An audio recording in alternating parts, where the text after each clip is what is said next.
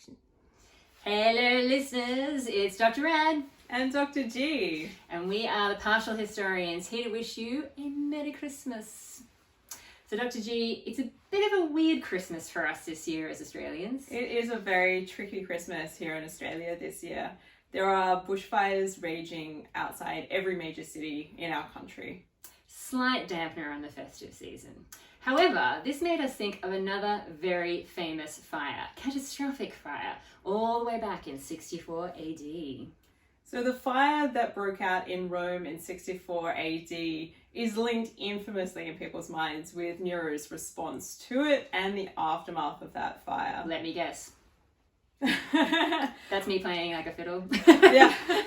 So we have a sense in which the common idea is that Nero fiddles while Rome burns. But actually what we want to talk about in this particular instance is the way that his crisis response was actually really quite effective. Yeah. As far as our ancient sources can tell us, Nero actually didn't have anything to do with setting the fire alight, as far as we can tell.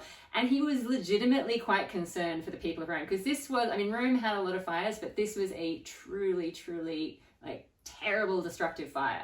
And he does seem to have responded really well in the moment in terms of trying to organise, emergency housing and, the ancient version of medical response. Yeah, the welfare system set up in place to respond to this crisis was actually quite profound and on a scale that Rome had not seen before. And we have Nero to thank for that. It's unfortunate that in the wake after the dust had settled and the fire was out, that Nero also took this opportunity to engage in a really expansive rebuilding project, which was not really to the benefit of the city. Yeah, he kind of used the fact that a lot of land had been cleared to build himself this truly spectacular palace, the Domus Aurea, over a vast amount of the city.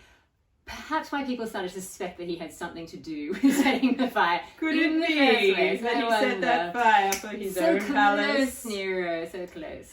Anyway, that puts us in mind of how current day politicians and businesses perhaps should be responding to crises.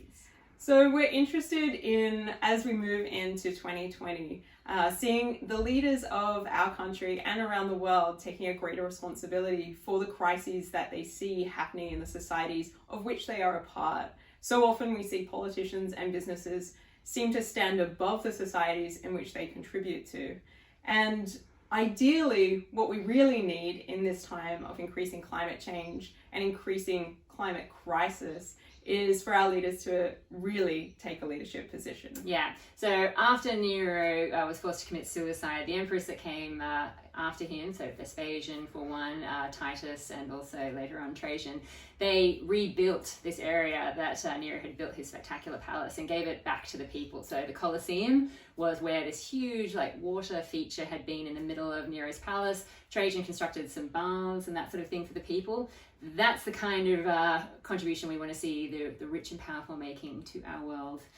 Yeah, so hopefully the fires that are engulfing Australia will be put out and we can get back to living a semblance of a normal life.